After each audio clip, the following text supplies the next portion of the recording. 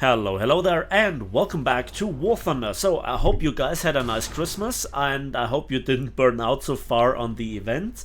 The Naval Forces task, while having a really good modifier, is interesting at this very moment. A lot of the bots became human again and also have switched their favorite vehicles. So that is now actually providing us with a little bit of variety, which is kind of cool. And so I thought, for a change, it would be really cool to go into a tank. And what better tank to go for the tank task than the American premium light tank, the M1128 Wolfpack, battle rating 9.7 and rank 6. Now, currently rank 6 is the top premium rank, and I don't think that it will be that for much longer. We have rank 8 for aircraft, hence the new top premium rank for aircraft being rank 7, and I expect the tanks to suffer the same fate at some point in the near future. It would be an incredible waste at the hands of Gaijin to not use this opportunity. If this tank then will also reach a rank up, that it will be upped in rank, but not in battle rating, is a different question. The reason for this is because we have the M1128 already in the tech tree as a rank 7 light tank in the US tech tree, and they are a little bit similar, but there are some differences. The main difference is that you do not get access to the M900 that has 522mm of penetration on the premium tank. It's there in the tech tree tank, and so that actually matters. Now this tank has a 105mm gun with an autoloader, but the autoloader has restricted capacity and also isn't that fast. 7.5 seconds. A lot of tanks have 7.1 tanks if it comes to the Russian autoloaders, or a lot of the Western MBTs have somewhere between 5 seconds to 6.7 seconds in the fully upgraded crew with expert crew, ace crew qualification. And very often, therefore, you lose the reload battle. If you lose one crew member and you're down to only 2, then the autoloader has a positive effect. And also for new players that don't want to invest too much money, because putting this tank into an expert crew alone costs, I think it was 1.3 million, or was it just 1 million civil lines? And a lot of people don't go for this in the first place, and so you can save yourself that in terms of upping your reload rate, because you do not get or worse with 7.5 seconds on an autoloader. So what else is there? Well, this is also the second vehicle in the game that has this really cool camouflage net all over it, and I really like how this is modeled in the game. The icing on the cake would have been if it would kind of wave in the wind or whatever, which it doesn't. But also it stays there regardless of the skin you have underneath it. But it's the first vehicle, if I'm correct, that has those snow chains on the tires, and that would kind of explain why this drives better, but I haven't really played any other wheeled vehicle so far. And there is quite a lot to talk about here. So first of all, I like the firepower. It's okay-ish, but there have been battles where it just was not enough, and a faster autoloader would have been better, or even a regular tank, because my crews are very much on top with the full crew rating.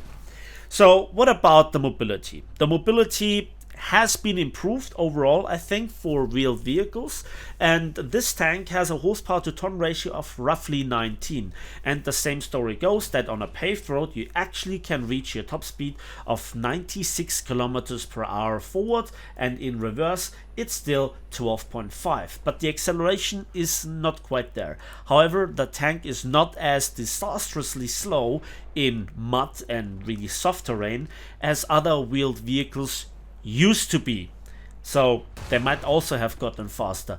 I really have to give the Centauros another go.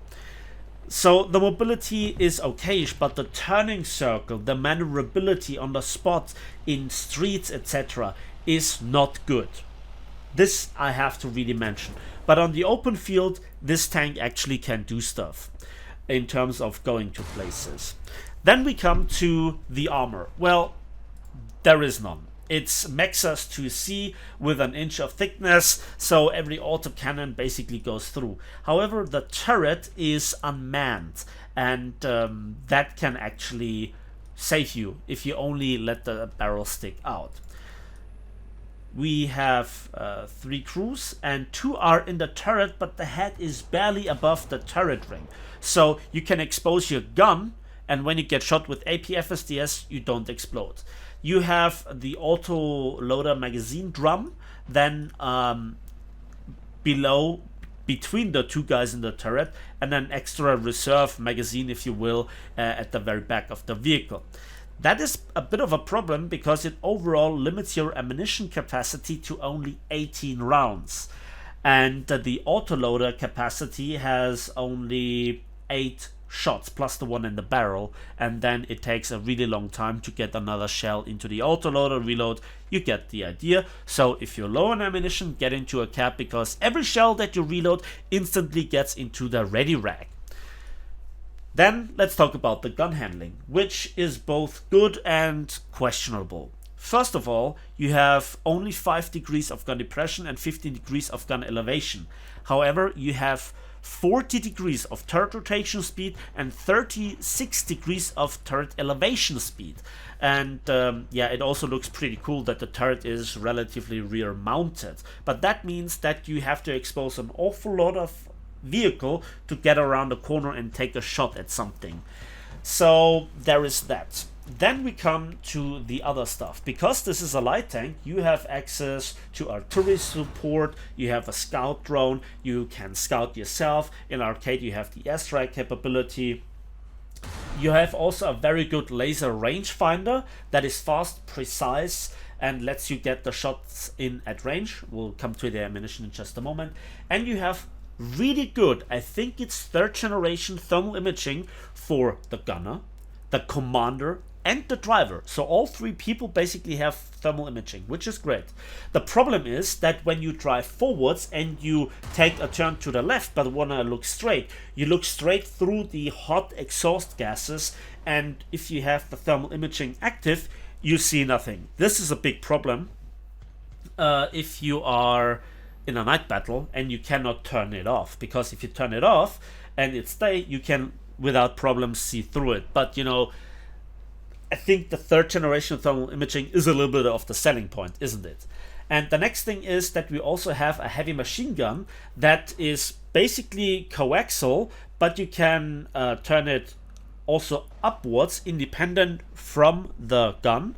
And you also can turn it to the right of the gun, but not to the left, where then it's basically coaxial.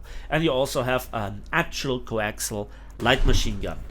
Now let's talk about the ammunition. We have 3 ammunition types, 2 APFSDS and 1 standard heat FS with 400 millimeters of penetration, 1174 meters per second muzzle velocity. I rarely use it. And the top shell for the APFSDS is the M1128 with 395 meters per second, 395 millimeters of penetration, 228 at 60 degrees angles of attack, and 1485 meters per second muzzle velocity. This is a good shell, and basically that's all that you need to know about the tank. I find it funny, I find it cool, but it could be better, and I'm kind of missing the M900 shell. But the question is if this is really worth considering when you think about that. In my opinion, in my prediction, rank 8 is imminent, and then this will probably be a rank 6 premium, so you can't really research without RP penalty research rank 8, and that's a little bit of a downer. Other than this, I like the vehicle and I had some fun playing it.